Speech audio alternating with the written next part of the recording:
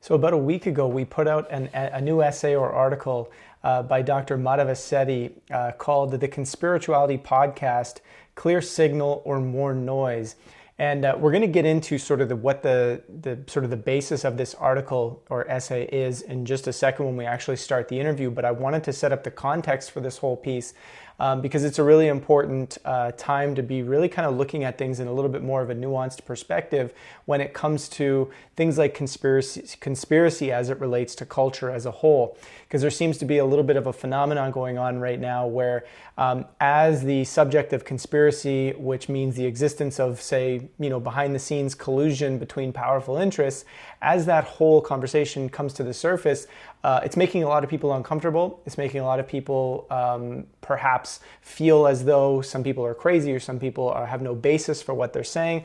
But at the same time, it's sort of breaking down our worldviews a little bit for those of us that are taking the time to look at it. And one of the phenomenons that's taking place right now is that anytime someone brings up conspiracy at the moment, there's a common assumption within maybe more mainstream communities, or at least even with the folks that are running this podcast.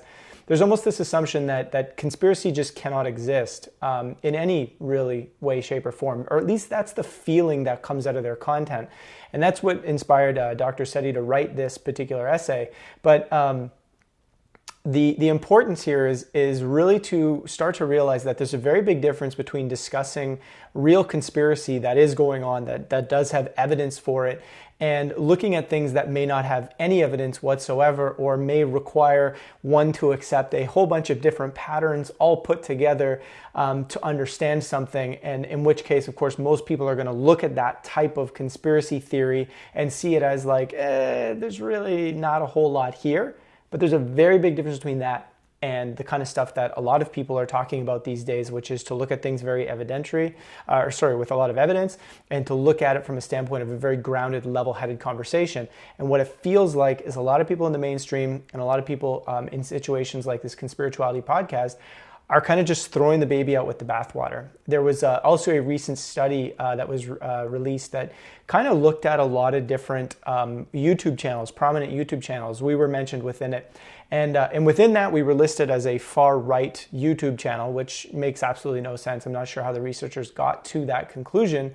But there's been a lot of backlash towards this study. But what it indicates is precisely the whole point of this conversation, that even where some of the data for this study was taken from, which was a place called Transparency Tube, they have us listed as right-wing and conspiracy, which again sort of is that, for lack of a better word, it's that lazy way of saying, look, we don't understand something and we're just kind of going to look at it as face value without maybe listening to what is actually being said or what's going on in a particular channel, and we're going to throw a label on it. So we're seeing this really big rise of cognitive bias in the face of popular discussions, very mainstream and current event discussions that are very important, that say a lot about our worldview as people, and that as we ultimately work through a lot of this stuff, it's going to give us a much clearer lens as to actually, how to move forward and make the world a better place, for lack of a better way of saying it. So that's kind of the context of this. So we're going to dive into this. Like I said, we'll get into this essay a lot more clearly and what really this whole piece was about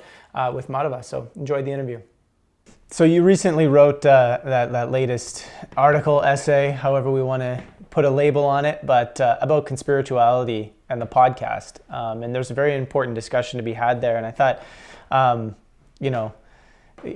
we've already kind of read through the abstract of what this whole thing is kind of about with regards to not only some of the literature that was initially published talking about this topic a little bit, this convergence of kind of a conspiracy world and the new age community, if you want to call it that.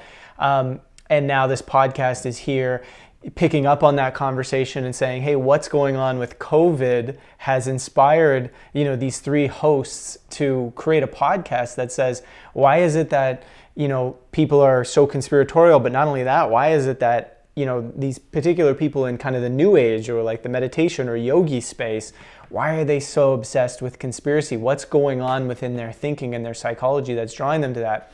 Which is an interesting conversation. But I know you've had some interesting interactions with them, and Yeah, let's kind of dive into, this essay a little bit and what you decided to write and what you thought the important theme was of the whole thing.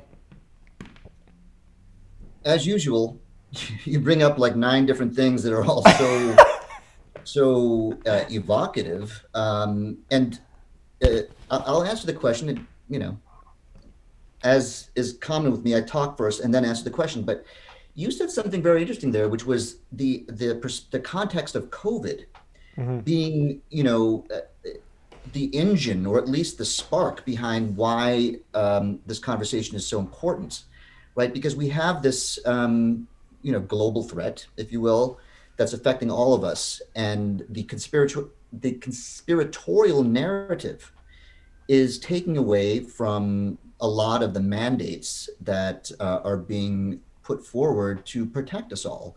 So I think that is fueling the rise of this particular narrative that's coming from the Conspirituality podcast. It's like, guys, we really need to pay attention to what's happening in our community, because there are people, yoga practitioners and meditation instructors and charismatic leaders in our community that are leading their flock or their students towards a conspiratorial way of thinking about the world, what's going on. And so there is that. This is a very complicated subject, but it's extremely important. And, kudos to you, because for all you listeners out there, Joe has, supported and encouraged this piece for a very good reason, because this is not simply about trying to get to the bottom of why these communities are adopting conspiratorial narratives. It's really about how we're looking at the world. And in order to really assess the information that we are presented with, we have to unpeel it like an onion, or peel it, Yeah. not really a word. Peel it like an onion and see what's beneath. But at the very same time, we also have to peel the ways we are examining information. Like, what's at the surface? How am I responding first? How am I responding second? What is the basis by which I'm coming to my conclusions? So, and the piece about, which is a critique of the Conspirituality podcast, is that they're not actually going deep enough to find out and identify their own biases. And that's what this piece is about, is to really look at, take an example. This was a podcast that they put out almost 2 months ago. And there's a lot there. They're very intelligent people. And as I'll tell you about later, and if you've read the article, I had a personal interaction with one of the co-hosts, Julian Mark Walker. And it's fascinating because it leads to some clues as to where bias or distortion is entering the conversation. Mm-hmm. So I think it's going to be important to kind of dive into the biases and distortions that you outlined and how it specifically applies to the podcast. But just to even bring sort of listeners up to I guess the contextualized point of view, it's kind of like, this COVID thing, as you mentioned, is a very complicated subject to talk about. There are people who believe that the entire thing is a scam, a hoax, a conspiracy to mislead people, and there's absolutely some truth within some of the stuff that people are saying there, right? We could dive into it, but I mean, I don't think that's the purpose of this piece. Like, there are marker points, there are data points, there are very, very valuable questions that are being asked there, and we've asked many of those questions ourselves. And then there's the you could say the other view of it, which is to say, hey, this is a super dangerous pandemic, and anybody who's questioning it is a danger to everybody else, and we need to silence those people. And it feels like, and I don't want to speak necessarily for them, but it feels like the Conspirituality folks, the three from the podcast, sort of err significantly more on the side of they feel this thing's 100% real, and we need to, and I'm not to say that the virus isn't real, but that all of the measures are 100% justified, and that we all need to kind of just do our thing, and there's no possibility of a nefarious agenda. There's no possibility that there is perhaps corruption involved, or there's levels of conspiracy involved, where even if it's something as simple as, at this point, the pharmaceutical industries want to make their money on a vaccine, right? They're not even open to that, right? So you have these positions, and what we're going to dive into as the important conversation is to say, how do we empathize with both positions, find common ground, and really explore what levels of thinking led to both positions, so that we can actually we can pull back enough to ask the question of what actually is going on, not what is going on that matches our worldview. So with that as a kickoff point, take us through your sort of discussion of the distortions and the biases that you've seen as it relates to this. Well, they begin with the axiom, as you said, that there are no conspiracies. And right away, you have to pause and say, okay, let's go with the assumption that there are none. With regard to vaccinations, the potential profiteering of vaccine manufacturers, all that stuff. If you're going with the assumption that there can't be any, then they make a very strong argument. If there are none, then clearly this phenomenon that's arising in their community, as well as the alt-right community, must have a different etiology or a different source. And they then hypothesize. Perhaps it has to do with the openness that spiritual people have with alternative ways of thinking. There are also, the idea of planetary awakening, and that we're at that stage right now, and things are about to burst open in a consciousness movement, and that means we have to challenge the powers that be that have been basically dictating this planet for centuries. So that is kind of their argument, is that people in our group are prone to that. So let's, and honestly, I don't want to condemn anyone here. They mean well. They're identifying something that is you can't deny that's happening. It's happening all over the place. So let's give them credit for that. And if you are of the ilk that believes that any kind of conspiracy around anything, never mind COVID, is a preposterous position, then you have to view this phenomenon as a threat, especially in a pandemic. So in order to really get to the bottom of this, you have to first then challenge, the axiom that there are none. And if we're trying to get to some clarity, you would imagine that you have to first examine that axiom to begin with. And this is where the bias enters the picture, is they don't really look at that. Mm-hmm. They don't look hard enough at independent positions around very, very real conspiracies, or at least potentially real conspiracies. I think, Joe, and I know that you're you're very good at this, but hopefully in this conversation, and I hope I don't slip up, but we don't have any certainty. Let's just start from the, if you tune in later on in this conversation and we sound like we're absolutely certain about things, we're not. That actually, I believe, is a very, very important morsel to keep in mind when you are discussing something that is very complicated and you assert beyond any doubt that you're right. Right away, I think it's important to say, wait a minute, there's no way to be certain about anything. And, that is, one of the ways of identifying bias in the person who's delivering the information to you. They come at it with absolute certainty, like it must be weak-mindedness. Did you want to? Yeah, like it sort of, it sounds like, what we're saying here is like this idea that the way the conspirituality folks are kind of approaching this is with this absolute certain position that says, there is no conspiracy. It's not possible that there can be conspiracy when it comes to COVID-19. And all of the episodes that they've done looking at, the various voices and so forth that have spoken out about COVID-19, anything from very respectable doctors to more what you might call like a podcast or podcaster or like a political analyst or something of that nature.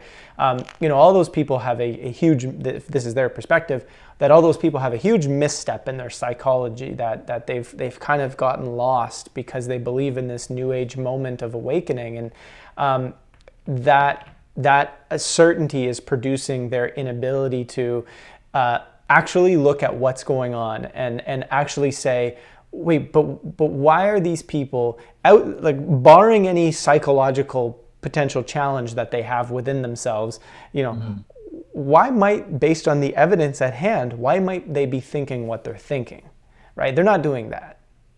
They're not. Yes. Well, look at this, all right? Let's first examine information, right? The information, let's say it has to do with the piece or a scientific position. Most people will say, well, this is what the science says, and they'll go right to CNBC or the New York Times are talking about the scientific position. End of story. The more curious person will say, let me go and read the actual article. Let me read the scientific publication that the Times is critiquing and supporting. So then you open up, you go to PubMed or you go to Nature Medicine and you read the article. Now you're going to start to really enter a rarefied group of individuals who are able to assess what the science is saying. What are the authors of this publication actually saying? And then most people can only read the abstract and the conclusion and say, oh, okay, that's what they're concluding. Then now you start to peel more people off and you get down to the people who can actually understand the statistics and say, did they actually do a good job in presenting the information? Were there any deficiencies in their methodology? Are they biased in some way? What are the deficiencies of the study? What could lead to error in their conclusions? Now we're talking about an extremely tiny part of our population that can make a reasonable assessment. So now we're stuck with most people saying, well, look, I don't know, but the New York Times is saying that other scientists say that they're spot on. That paper is, in fact, what's going on. And I like data. I'm scientifically driven, so I'm going to go with the narrative. But they fail to see that in this attempt to be completely scientific and objective, they're actually putting faith in something. They're trusting that the Times, for example, or the editors of the publication are in fact doing their job correctly. Now, it's one thing to say the editors of Nature Medicine or whatever are doing their job because they're scientists. I mean, they're trained to read these papers. So it's probably reasonable to give them the benefit of the doubt. But now, how are we actually transferring that same level of trust to the editors of the Times? They're not scientists. They're journalists. They listen to other scientists. So, the axis or the foundational belief system on the conventional narrative, let's say, is based on faith. It has to be based on faith. I'm sorry, that's what it is. Unless you are actually the expert and have done the experiments or it's done in your lab, you're actually putting faith in someone else. You can't really argue with that. Now, that's sort of peeling the layers of the data that we're given. It's very hard to get to the bottom of things. And that's where we have to at least allow ourselves a possibility of being wrong. When we then look at the other half of it, now we're looking at how we look at information. We have to be extremely careful to see how we jump to conclusions before we actually know the truth. And and this is where my critique of the Conspirituality podcast, this one in particular, is relevant because they start with the assumption that any narrative that challenges what the conventional narrative is saying must be wrong. It has to be wrong. How do we know it's wrong? Because that's not what the scientists are saying, which is interesting, right? Because they've now made the scientists who are given the greatest voice to be the ultimate authority for what is and what isn't. Mm-hmm. And what's interesting about that too is the scientists out there that are providing a different perspective on this are unheard. And that's kind of the phenomenon with COVID that's so interesting, is like we're acting as though it's okay to trust some quote unquote experts, but other experts are not worthy of a platform. And I think that's what's creating a sort of a disconnect, when it comes to people like the hosts from Conspirituality and many other people, which, I don't blame them for. It's just a question that I believe they need to ask themselves is why is it really that people are questioning the narrative and losing faith in the mainstream narrative and the mainstream institutions that support that narrative? And it's because they're seeing experts that, really are coming saying, wait, I'm just as qualified as this person. And, we have 25,000 experts that agree with me over here, and it's not the mainstream narrative. And so people are looking at that and going, wait a minute, like, what side am I supposed to choose? Because they're two totally different sides, but only one of them's allowed to be right. And so there's almost like this complete denial, I find, on behalf of the folks over at Conspirituality that says, we're pretending like none of that, just as solid research, we're pretending like none of that exists. And therefore people are just conspiracy theorists. Mm-hmm. Mm-hmm. Exactly. I mean, their argument for why these other experts and scientists that are bucking the narrative, you know why they're not getting a platform, Joe? It's because they're wrong. Right.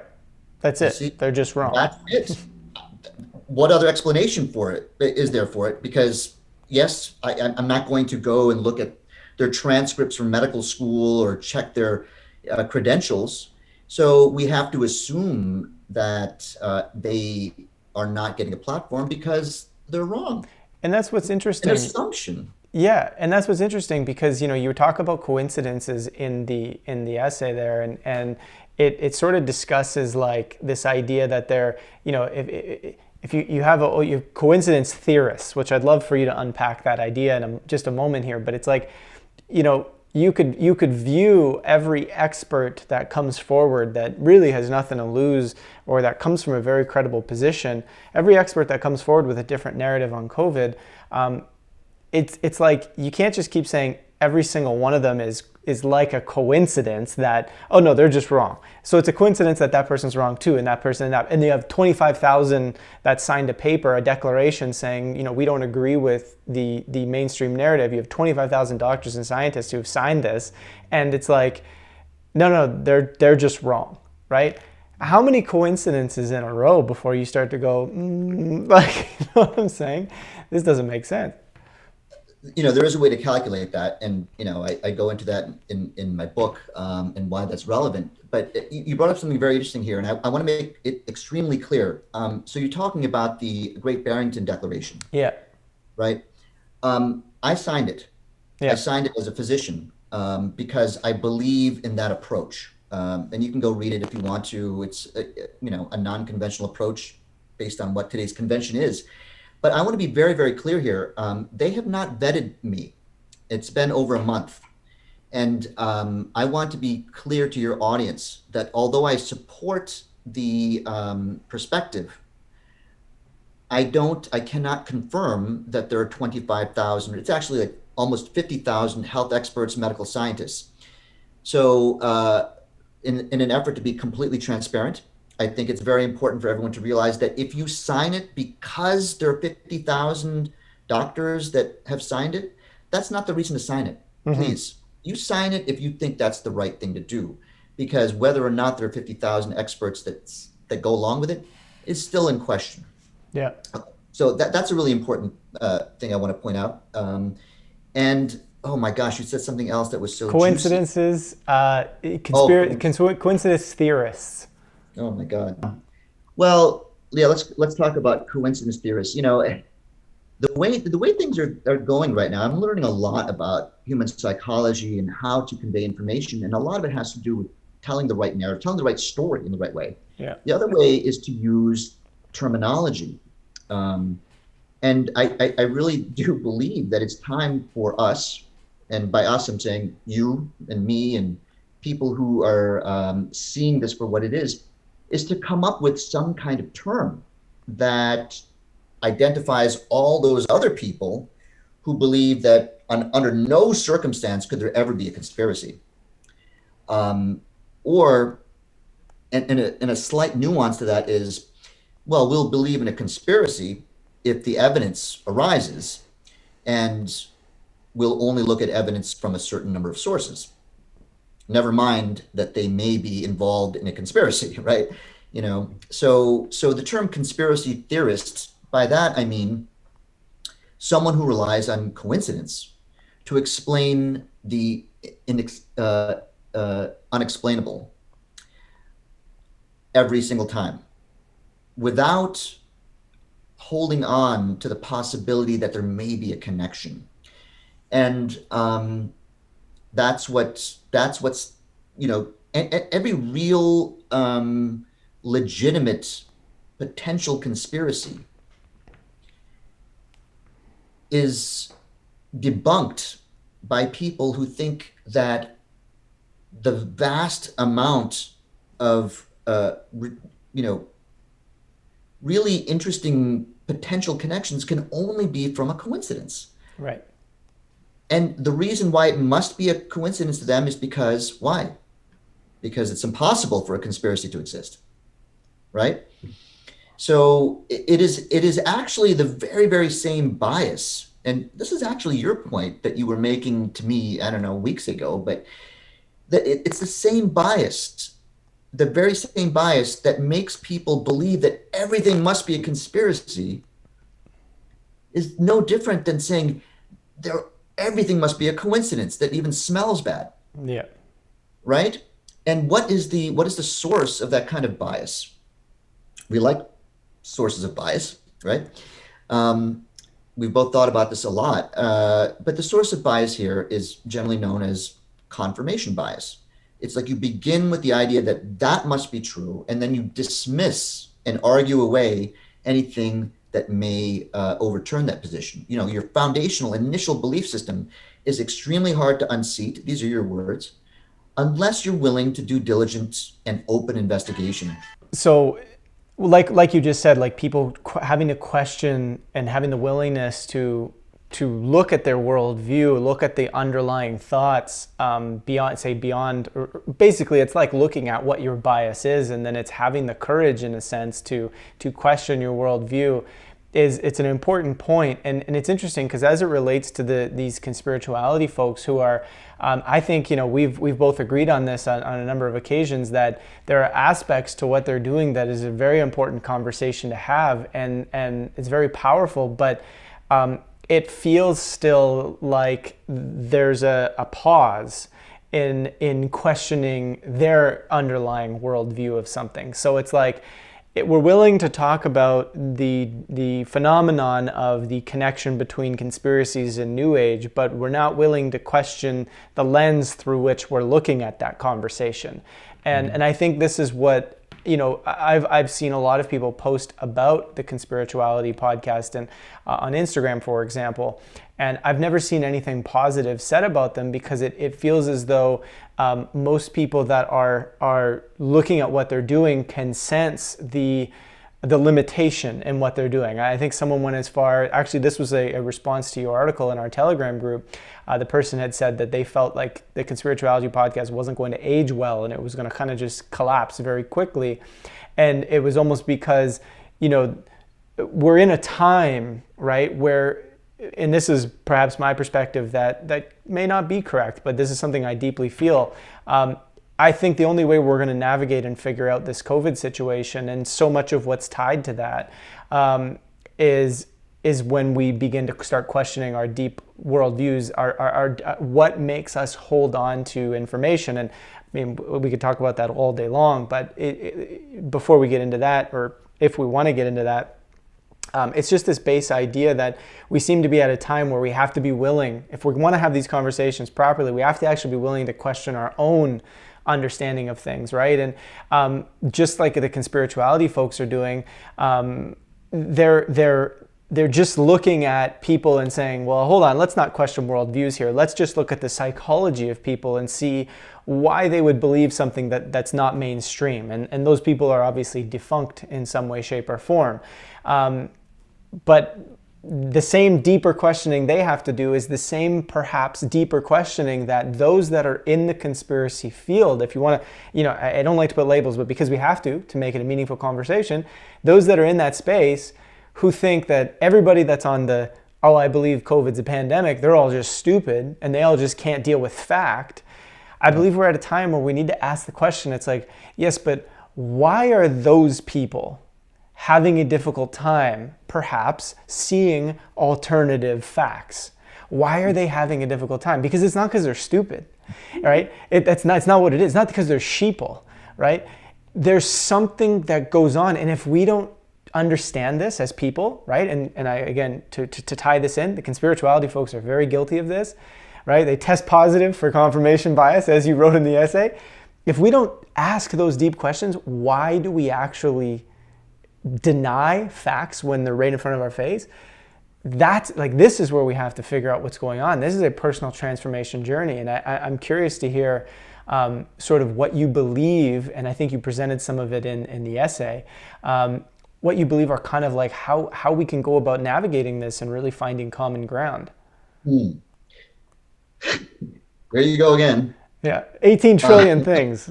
I know, it's just like, wow. Great series of questions there. And let's remember, how do you go about navigating? That was the question that you're answering, that you're asking. Yeah. But prior to that, you said something about, look, they're hypothesizing what is happening here. Right? They're hypothesizing why is there a growing sense of conspiratorial thinking in general? And because they don't want to look at all evidence or all facts, they are limited to just a couple of things, which is human psychology. It's, people are prone to it, especially in my community. But they are putting it out there like that's the only possibility, right? Which is how we must examine what's right or wrong, what's factual or not, is let's look at their approach. Is it in fact robust? And this is how you negotiate or navigate a complicated set of information where you don't know really what the facts are, right? And the lens through which we're viewing things is probably, depending on where you're coming from, some practices say the lens is everything. There isn't any objective reality. But putting that aside, let's look at how can we actually identify blind spots, right? Yeah. How do we see a blind spot? You need someone else to point it out, because by definition, it's a blind spot. You can't see it, right?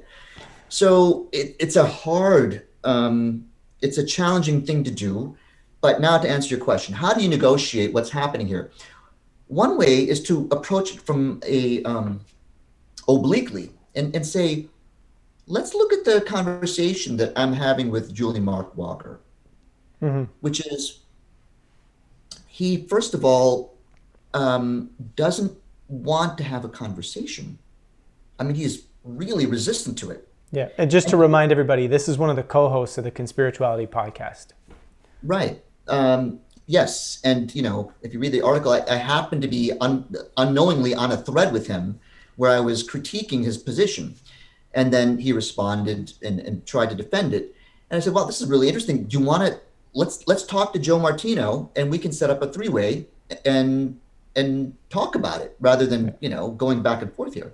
And one of the key things is you always just said, let's just have a discussion, right? You always just said to him, let's have a discussion. But he felt it as, I don't want to debate you guys, which I thought was interesting because it suggests positions again, right?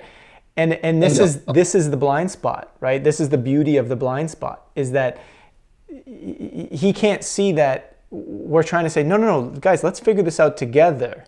Not, instead it's like, no, you guys are over here and I'm over here. And it's like, no. Like, let's just talk about this, right? Correct. I mean, obviously we disagreed on something, but why would it be futile to discuss something? I mean, under what circumstances? Yeah. The only possibility is you may convince me I'm wrong, right?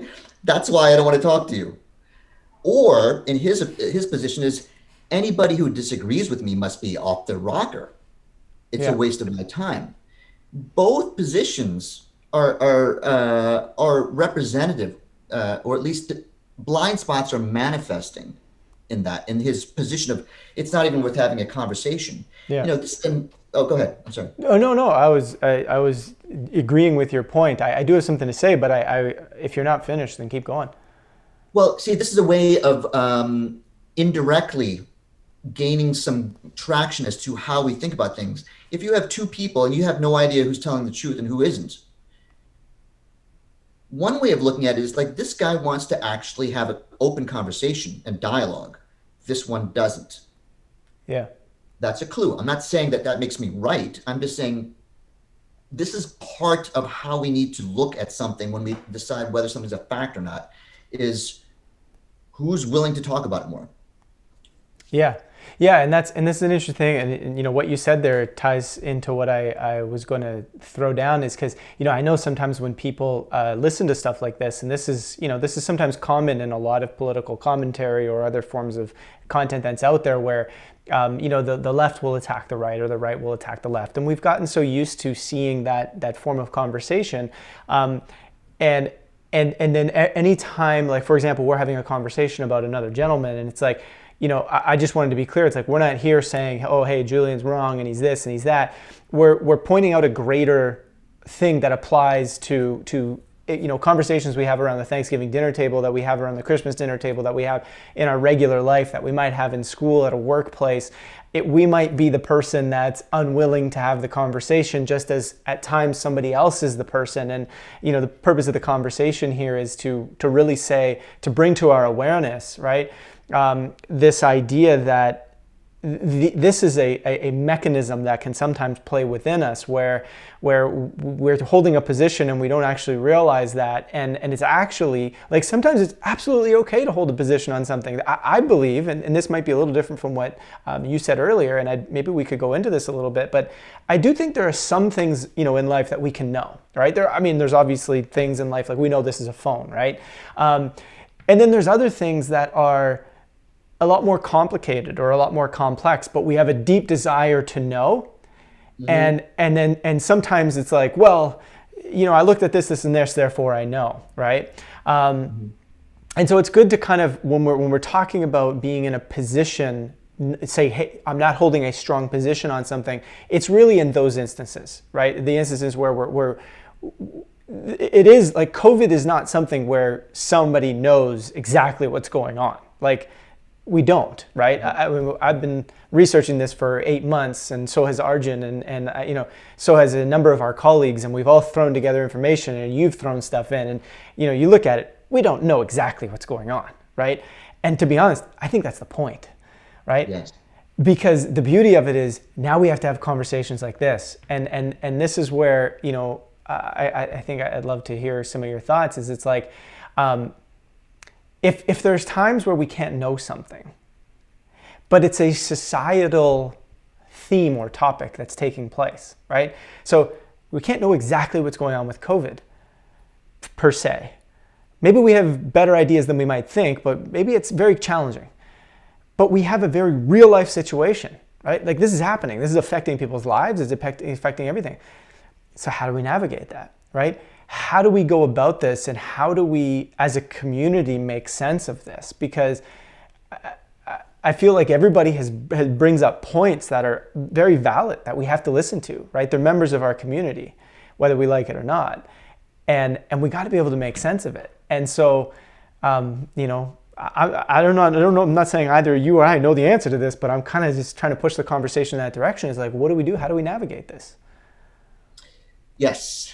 Well, it's the $8 trillion question. I know. How do we navigate it? All right. So, okay. I think it's really important. Like when we say we can never know, we can never know. Like you said, like this is a phone. I don't know where my phone is, but there is a general sense of that question, which is around knowing or not knowing, and it's very important to be to be clear, which is we're not saying that it's impossible to know anything. In fact, what we're actually saying is that it's very easy to know what's not true. It's much harder to know what is true. Mm-hmm. For example, look, let's take the moon, for example, right? Do we know that it's completely solid in what we think, and there may not be, you know, underground, hollowed out, you know, space structures in there built by aliens? The answer is I don't really know. You know, I mean, maybe it sounds like a weird idea. Is there a possibility? Well, there has to be a possibility. Is there a possibility that the moon is made of cheese? No, we know that. Right. That is a certainty. So we know what it's not, is what I'm trying to say. So it's not, there's no moon cheese? The moon cheese. I haven't seen a cow that big. You know what I'm saying? Yeah. So let's be very clear. It is we can know what isn't. Mm-hmm. It is much harder to know what is, especially not with phones, but with a global pandemic. Where did the virus come from? How good is the test? What is really how many people are there actually that are sick? How many people have died from the disease? Huge questions that should be part of how we respond to it, and we don't really know. Now, the other question is, this goes back to the exchange I'm having with Mr. Walker. As an outsider who is watching this conversation play out between us, one of us, me, wants to talk to him in an open forum. He doesn't, for a couple of reasons which we brought up before. The other thing is, he doesn't want to talk about it on collective evolution specifically. Why? Because, you know, he portrays it as we're going to have some sort of, you know, debate in an undergraduate auditorium with screaming, you know, 20-year-olds waving signs. And no, it's a conversation, right? Yeah. And why wouldn't you want your opinion to be heard by 5 million dissenters or potential dissenters? If you're truly interested in moving the needle towards truth, that's the audience you want to be talking to, right? You want to just keep talking to your choir? So that's another way to sort of like bring this into perspective. Like what you know, who has something to lose? Who has something to gain? Where do we need to spend more time paying attention? Coming to the, you know, objective reality of the actual fact is perhaps outside of the realm of possibility, but we're trying to get closer. And so that's another kind of way to look at it. Yeah, it's interesting. Like the idea, it's like when you were going back to what we know and what we don't know. So it's easy to, you know, say, hey, like we know that this is probably, you know, this is probably not going on. Like, for example, you use the moon not being cheese and stuff like that, right? This position of we already know something's not true is almost like the debunking. Maybe I'm not framing this correctly, but the way I find the conspirituality folks are going about things at this moment is very similar to the way, like, you know, a gentleman named Mick West, who's a debunker, right? Or a gentleman named Michael Shermer, who's the head of the Skeptic Society, right? And he writes Skeptic Magazine, all that sort of stuff. Their position, and this is something that a lot of people sometimes don't quite understand, is that their position is that they're going into it to find out what is wrong with somebody's argument, as opposed to, what could their argument bring up that, expands the conversation in a different way. They're going into it saying, well, I already know they're wrong. Right. So let's just have the conversation of how we can verify that they're wrong, as opposed to seeing, well, they were right about this, this, and this, and maybe wrong about this, but these things that they're right about actually change my perspective. They're not taking that perspective. They're taking the perspective of they're wrong. Let's just find the 3 areas that prove that, or a psychological way of describing how they could have fell into that. And in that position, we say, okay, well, we know exactly what's wrong with these people, right? And this reminds me of, and I'm going to bring it up. This is the cow of all cows, 9/11, right? It reminds me of your critique. And when you said this, it was a very interesting moment for me, because I had not heard someone else say this before, but the way the NIST report was written came from a perspective of, and I'll let you say the words, but it was very similar to what I said before. It's like they were, correct me if I'm wrong, but they were trying to say, yeah, just prove that this fell with planes. Yeah, that's exactly right. It's, oh boy, Joe, you're getting me going here about 9/11. I may not stop for a while.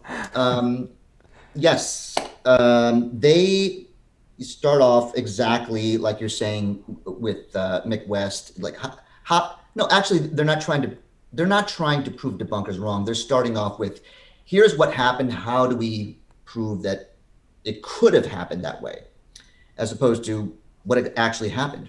Yeah. I liken this to a situation where there's an accident on a street. A car plows into a tree, right? And the police are called, and they say, well, it was rainy that night, and some people saw lightning, and sometimes lightning can mess with a anti-braking system of a car. So that's probably what happened. And then someone shows up and says, what about the 3 12-packs of beer that were empty in the car? Did you do a breathalyzer test? No, we didn't have to do a breathalyzer test because we know it was the lightning. You see, that's actually how the NIST report approaches 9/11. Yeah. It's like, let's throw away the most, sensible thing, because obviously it couldn't have been blown up with explosives because we saw the planes. It's almost the same thing, honestly. I know I'm taking perhaps too large steps here, but it's the same kind of thing as saying, what difference does it matter if there were beer cans in the car? We know it was the lightning. Right. What, you didn't see the lightning? We all saw the lightning, right? I mean, it's the same kind of thing. It's like, go ahead. I was just going to say it's like when they say that a scientific study can be set up to say whatever you want. The NIST report was set up saying, yeah, just explain that it came down. Was it possible that it came down because of planes? Yeah, but should we look at explosives? No, just planes, because there was planes. So they never really looked at it, right? That's what's so fascinating. Oh, I know. It's again, this is the red pill. This is like this is going to go down for the rest of our humanity as being like, You shouldn't say red pill, because the conspirituality folks will come after you. That's a no word. You don't say red pill. But actually, before we move on, it has to do. I want to make the point about knowing versus not knowing. Yeah. Fact. Knowing what isn't true is way easier than knowing what is true. Okay. So we had this discussion a few months ago on the anniversary of 9/11 when we talked about it as a catalyst for consciousness evolution. And it has to do with the fact that the 9/11 truth movement, they don't claim to know what happened exactly, but they're extremely certain to what didn't happen. Yeah. They know that the NIST report is bunk. It's complete bunk. And you had asked me 2 months ago, like, so you're saying there's no truth in 9/11 in the NIST report? There are truths. There are truths about, like, how good was the fire protection systems in the building, how much of the building weighed. Yeah, those, there's truth, but not anything relevant to the mechanism of the collapse. So the 9/11 truth movement does not know how exactly what happened, like how the buildings came down or what caused it, but they know that it was more than the planes. The people who defend the NIST report, on the other hand, are saying that, well, yes, there are some, we can't explain everything, but we know that there were no explosives. And that's what's really interesting, is how do you know there weren't if you didn't check? Yeah. You see? So that's where it comes apart. This is where you can identify truth. Did you check? Are you making assumptions? Who is making the assumption, who isn't? So with conspirituality, they begin with the assumption that there can't be any conspiracies. Yeah. Yeah, and it's funny because what's going on with the COVID situation, which they seem to be so certain about what it is, right? And that it's not, but possibly any form of conspiracy or corruption involved. And 9/11 and the way people approach 9/11, it's the same level of thinking. It's like we know, like when people look at, like we know what the death rate is of COVID. So we know that it isn't a virus that's just maiming tons and tons of people. We know that there's a very small 85 and up make up, like the vast majority of the deaths, like huge percentage of the deaths. We also know things like the comorbidities and all these different things. So we know things like, well, healthy people are probably not going to go down from this virus, which really that makes up like 99% of the population. When we call healthy, saying someone is healthy, that's a very complex conversation to have. But these are things that we know. So the more things that people that are questioning things, they look at stuff going on with COVID and they start to go, well, we know that this isn't happening. We know that that's not happening. We know that that's not happening. So then I don't understand the measures. I don't understand the lockdowns. I don't understand like what's driving us to do this, right? And that's the simple thing that's happening. And yet it's being viewed as like, but hold on, how could you say that when there's this insane pandemic? Or how could you say that when 3,000 people died in 9/11? So it's like, well, hold on. You're saying that we're not allowed to question something because 3,000 people died in 9/11, and questioning it might actually lead us to a source that could potentially stop this from happening again.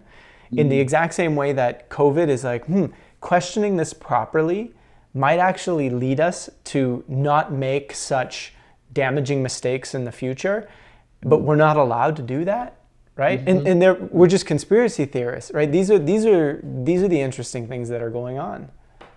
Yes, let us imagine that there's a hypothetical person out there that has not made up their mind about the pandemic and where they stand on it.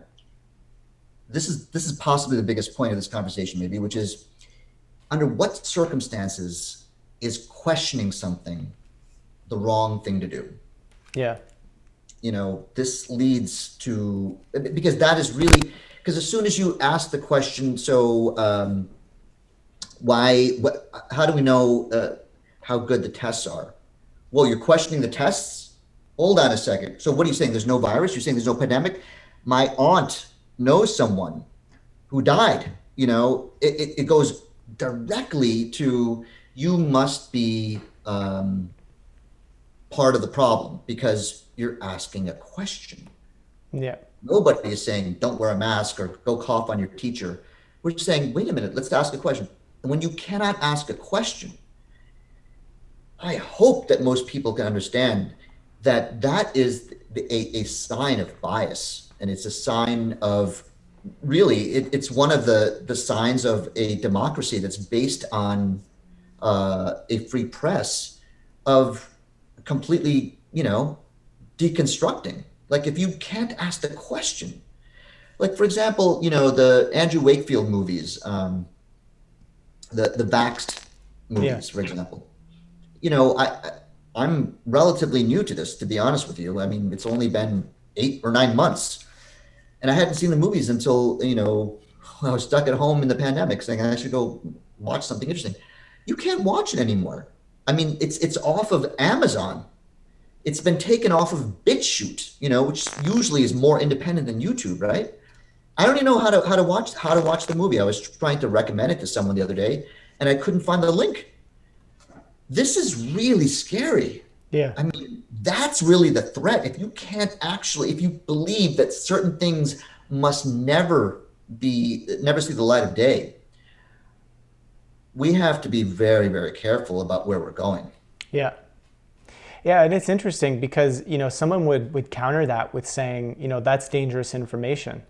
And I mean, if you haven't done the research, right? If you haven't looked at it, if you haven't taken, there's a Conspirituality episode, and I'm going to be talking about this on the Monday Q&A because a question came in about it. But, there is a Conspirituality episode where they tackle the vaccine conversation, and, I won't give it all away what I'm going to say on Monday, but they basically go script by script.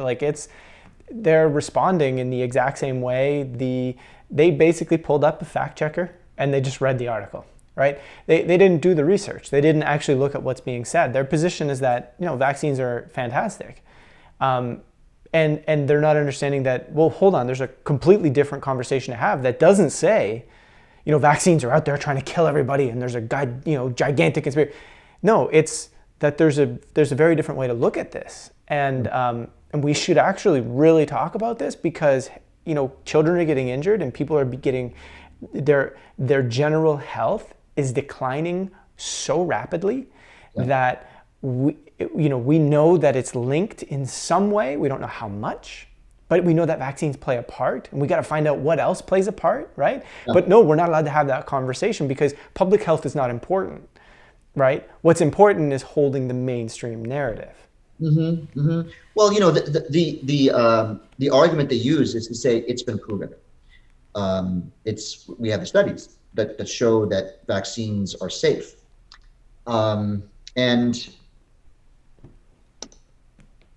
the reality is that when the kinds of information that people who want to reformulate the vaccines are talking about is that, yes, these vaccines confer safety with regard to the risk of getting the infection that you're being vaccinated against. But as we both know, and you pointed this out to me not so long ago, is that the general health of the kids who are vaccinated in general is worse than the ones who are not. Yeah. Not necessarily with respect to measles, but they have more asthma, they have more GI upset, they higher incidence of chronic illness. Chronic illness. It's chronic inflammation, right? And we know that the idea of inoculating someone is to invoke an acute inflammation, right? That's what it is. How do we know that we're not invoking a chronic state of inflammation? How do we know? Well, we don't know. And this is the argument. It's like, we don't know, so therefore we shouldn't believe it. You haven't proven that there's a cause, right? And you have to do you understand that every time a paradigm in science has been challenged, it didn't come from hard evidence that proves a mechanism beyond a certain. It comes from correlations.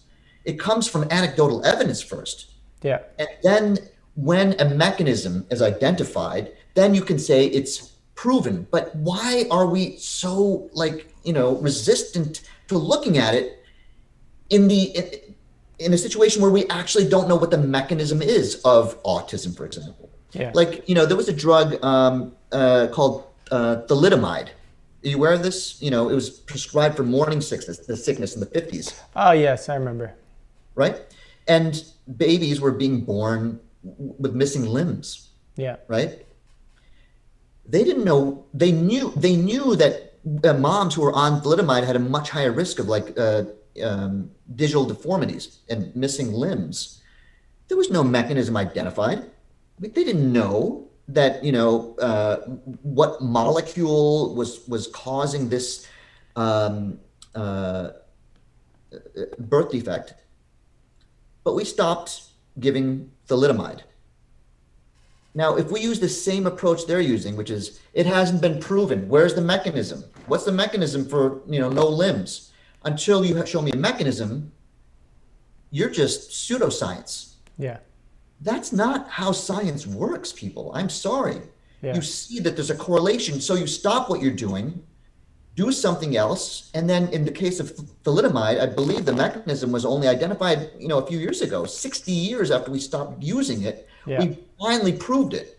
So for all those people who say until you prove vaccines beyond a shadow of a doubt or have some risk, we should keep vaccinating.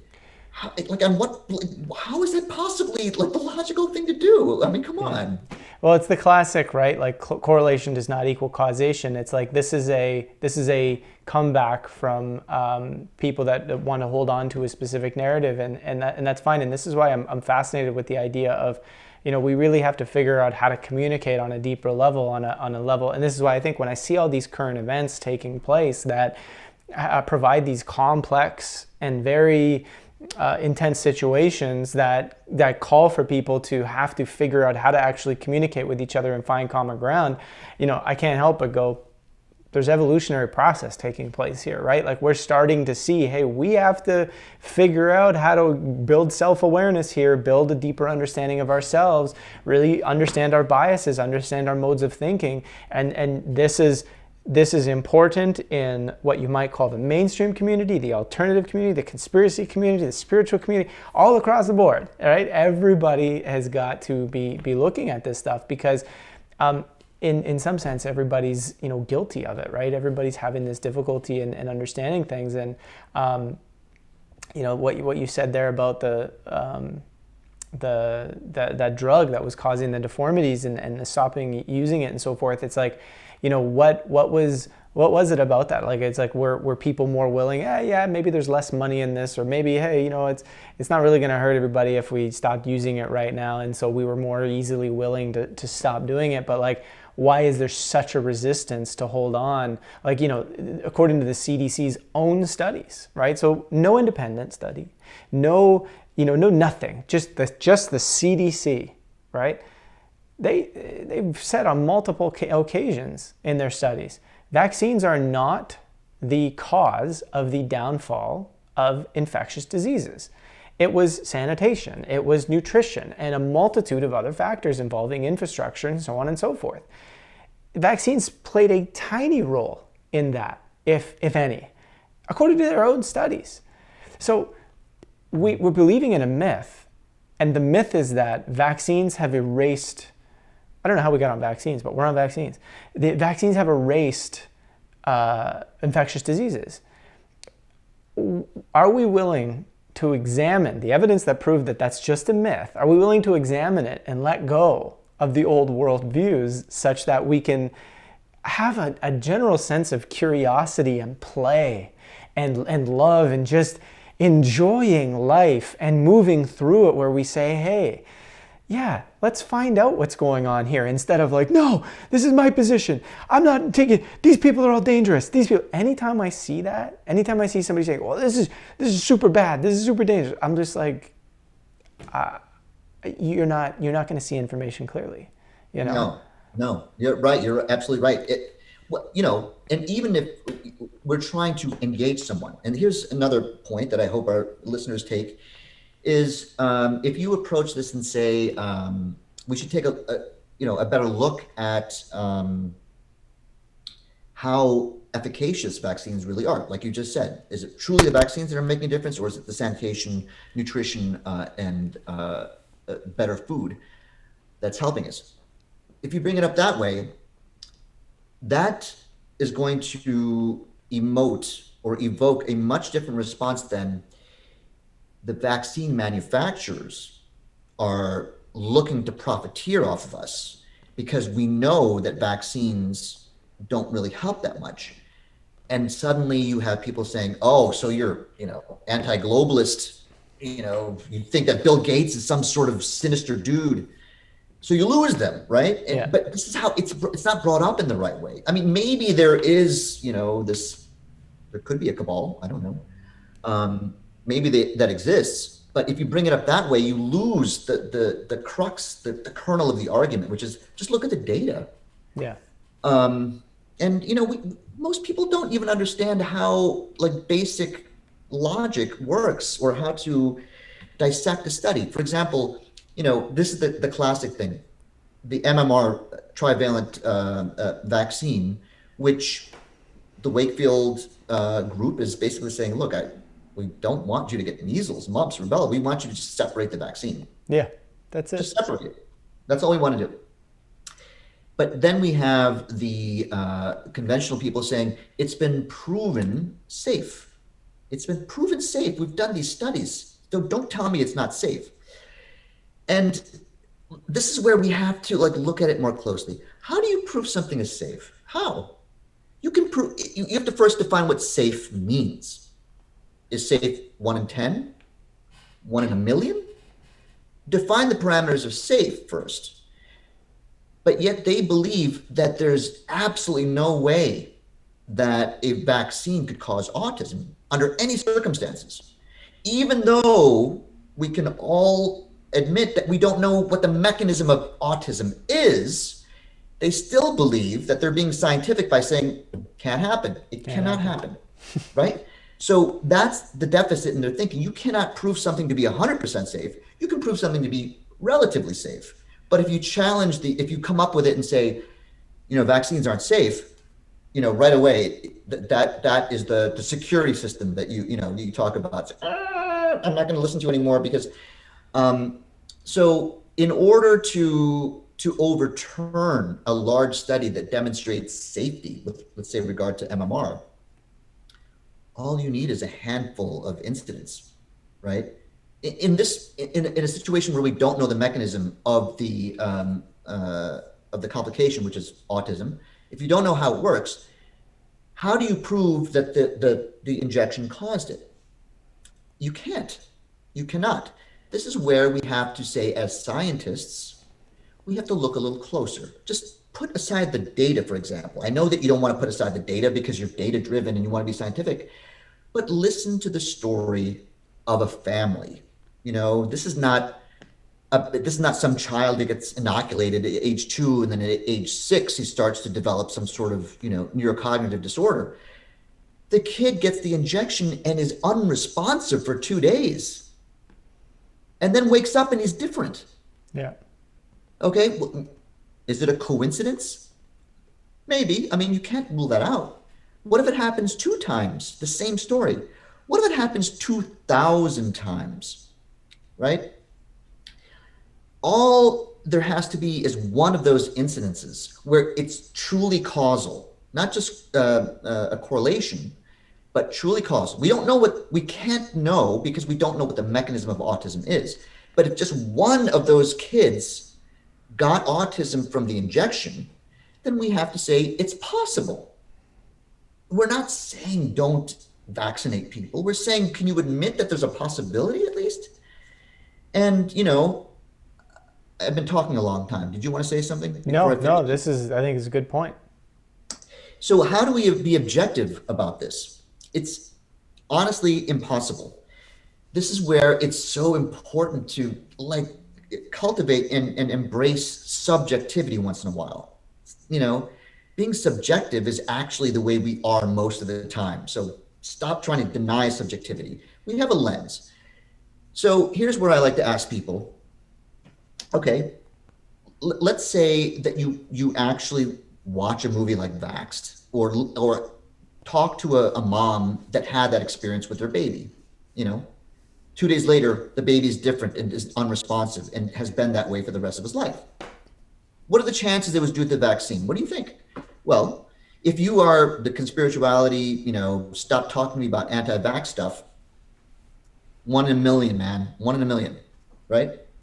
Maybe 1 in a million. If you're, on the other hand, someone who believes that there is some truth to this, you might say, Jesus, I would say it's probably like 6 out of 7, How do you know? You don't. You're making a subjective estimation, right? Yeah. Now, let's say you thought it was like, 1 in 1,000. That's the relevance you would give to one of these incidents. Now you take 2,000 people, 2,000 cases with the same level of confidence, where there's only a one in thousand or 1 in 10,000 chance that it was actually due to the vaccine, you do that 2,000 times. Here's what's interesting. This is where we have to be very clear about where our biases are. In order for their argument to be correct, that there is no causation, every single one of those 2,000 children that, developed something, the chances that had nothing to do with the vaccine is actually quite high. I mean, I should get my calculator right now, but you can do the math. It's because, let's say it's like 1 in 1,000 that the vaccine caused the autism. So you can say 99.9%, I'm positive it wasn't the vaccine. What happens when you multiply 99.9% or 0.999 to the power of 2,000? Do you have a calculator in front of you? I'm going to see if I can do it right now. This is how you can bring objectivity to this. Am I losing you guys? I'm sorry. Just keep going. What's the number? I need a calculator. You got a calculator? Oh, you got it. Yeah. I need an exponential calculator. This is the way you thank you for doing that, and I will continue to blather on while you do this calculation. Okay, so I go 99. No, you go 0.999. This is 1 in 1,000. Yep, 0.999. Raise that to the 2,000th power. So you need an exponential calculator. I think I got to do this, and then I got to go. No, wait, I think I just squared that. Trying to see. The reason we're doing this, folks, whoever's listening, is that this is where we lose our clarity, because all it takes is one of those kids to have been affected in order for the whole paradigm to shift. If you are of the, vaccinate under all, the conventional perspective on vaccinations, if that's what you believe, every single one of those 2,000 kids must not have been affected by the vaccine. So you have to be right 2,000 times in a row. I only have to be right once. This is how you are supposed to approach it objectively. What's the number? So I'm thinking that the button that's X with the Y raised, that's what I'm looking for, and it's producing like very low number. 0.135. Does that make sense? 0.135, yes. So that means there's a 13.5% chance, it's 0.135, a 13.5% chance that the people who are vaccines are safe under all circumstances are correct. On the other hand, there's an 86.5% chance that one of those cases led to autism. 86.5, right? We're talking now, pretty much 6 out of 7. 6 out of 7, we should be right.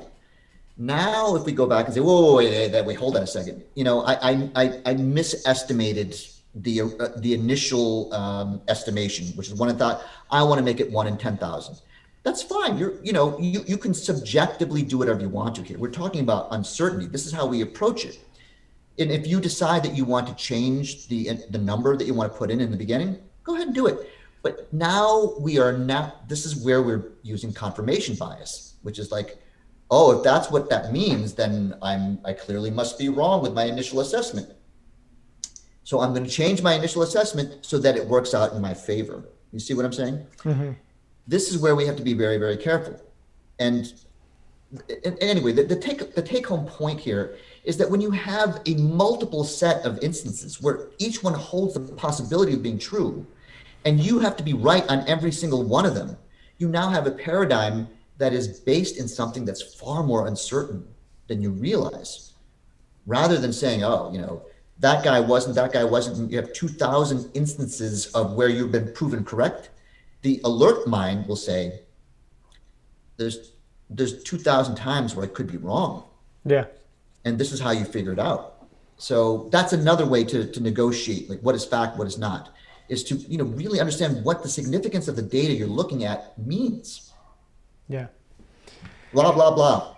It's complex stuff. But the point, like you said, the take-home point is really just questioning at the end of the day, being more holding on to subjectivity a little bit more, realizing that, hey, we have a little bit more subjectivity within us than we think, and then what would it look like to bring a little bit more objectivity into the picture so that we can question things and say, hey, suspending my belief about something for a moment, what else is out there, and what is it really saying, and how probable, might my certain position be on some situations, in which some cases it's almost impossible to be super you can't, it's in some conversations it's like really hard to bring in the math and all that sort of stuff, but with stuff like vaccinations and so forth, there's definitely a conversation to be had there. Right. Well, I have a sinking suspicion that you're going to cut out all that mathematics from this conversation later. I don't plan on it right at this point. We'll Oh, see. you good, good. Yeah. Well, and the reason why I bring it up is like, look, this is a difficult thing to look at. So, for all of us people out there that want to know more, don't expect to get the full picture with 1,000 words. I'm sorry. It's just, there's a lot of nuanced conversations here. The conspirituality piece was like, it was a long piece. It was like 3,700 words. You have to make the investment. You have to. You can't just go with, a headline.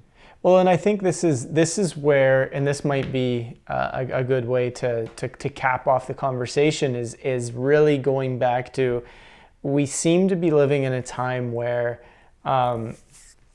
and really we could go on all day about this, because this is a complex point, and I can already hear so many of the different little pieces to it. But we're in a time where it's like we're losing faith in our institutions. We're seeing that there's problems. They're seeing that there's holes. It's difficult to trust experts, right? The mainstream conversation is that, hey, people sowing doubt in these experts, this is very dangerous stuff, right? And other people are saying, well, no, hold on, like, I'm realizing, like, I don't know how to trust these people or certain situations. And that's a valid thing that's going on, because, it doesn't make sense. And there's too much evidence of what we call conspiracy that has existed time and time and time and time again. If you were if you were to make a big list of all the conspiracy that has ever existed, you'd have a massive list. And this is all verifiable, public domain, verified by government in most cases, types of conspiracy, right? Mm-hmm. And so people have this loss of faith, and they go, well, how do I make sense of stuff? Because it's impossible for us as people to look at every single thing we hear and go and do the 10 years of, or even a year of research, or even if it's like a full day, a full 24 hours that you got to spend understanding it. It's like these things become impossible, right? Because we're all busy. We have so many things going on.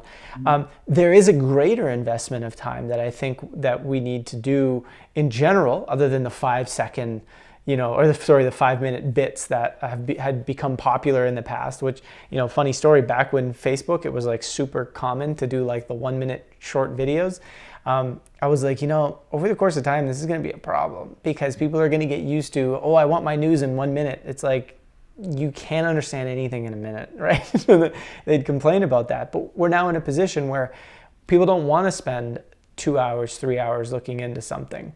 And some people don't have the time and the ability, right? So in a world where we have lost faith and trust, and we don't know where to go for it, right? Like there's almost no alternative media thing that I go to that I trust. I see challenges with almost all of them. There are some of them that I really like, but the vast majority of them, I'm like, you're either full of bias, or they're very polarized, or they got something going on, and so I don't actually view much of their content. But how do we rectify this? How do we make sense of this, right? Is this where we start talking about intuition? Is this where we start talking about how we can know things? And how do we even know that we know, right? How do we know that we're accurate with intuition? We don't, but we're being called to use it. I mean, if there was ever a bigger sign that we need to look to our intuition, is this: we don't know who to believe. If you don't know who to believe, who else do you have to turn to? And you can't turn to yourself and say, I'm going to get the answer. You have to first work on yourself. You have to work on your biases. You have to see where you can't see, which is not an easy task. You have to look at it obliquely. And look, that was a great cap. I can't expect most people to spend 2 hours, 3 hours, or 24 hours, or months. Look, some of these things take months. Yeah. We are forced to put our faith or our trust in collective evolution, or another source, or the New York Times, whatever. We understand that you have to go and look to someplace else for someone else who's actually doing the research. And so for the listeners here, I really do hope that you all, comment and critique us. And I would hope that you would, rather than making an argument against our position on these things, articulate an argument where you think we're biased or our approach is somehow not accurate, as opposed to the conclusion. Where in our thinking do you think that we've misstepped? Because I want to get better at this. And, what I hope to do, and I know this is your mission as well, is at least be one of the sources that many people can come to and say, let's see what Joe has to say about it in collective evolution. Because he may not have it down correctly, but his approach is at least authentic to the way I believe we need to approach information. So thanks for participating. That's all I got to say about that. That's it. That's all. That was like a smackdown of like, yeah, boom. This is how it has to roll. Which again, I think is a key. We have to be. The theme of 2020 has been be okay with uncertainty. And part of that means that, like you said, at times, you're not going to, like, somebody made a comment earlier on a video that I'd recently put out that said something to the effect of, I appreciate that you provided more questions than you did answers, which, there's a tendency from a lot of presenters I see out there to be the source of answers. I am going to tell you the truth. I'm going to be the source of all the answers. And I'm not so sure that is a necessary, useful, not because there's no possible way we could understand how that event occurred or this whatever, but more so, like, in a lot of the stuff that we choose to talk about, we're, like you said, we're trying to work on the thinking, we're trying to work on our intuition, we're trying to work on, I came up with this recently because I explain it in so many ways, and I'm trying to find a one-liner of what C is really trying to do, and it's like it's taking the personal development and the personal transformation and the spirituality and applying it to real life. That's what it is, right? It's all that stuff applied to real life, as opposed to just, hey, let's go talk about chakras and all these different things, but what does that mean on the street? I don't know, right? And that's one of the things that I think is important, is really just how does it all apply to real life? But well, man, again, you hit it. Asking the right questions. That is the place we're in, and we've been here before. We've gone through decades or centuries of being told what's going on. It's sort of a didactic. This is what's going on. But if you go back far enough, there was a pretty interesting guy named Socrates, who taught by asking questions. Yeah. By asking the right questions. And so there are very, very few people that are actually asking questions. They're more giving answers, like you said. This is the time where we need to be asking ourselves and other people to ask themselves the right questions. Yeah. That's the way. That's all. Well said. Thanks so much for your time once again. Thank you. Thank you. It's a pleasure. And thank you, everybody, for listening in.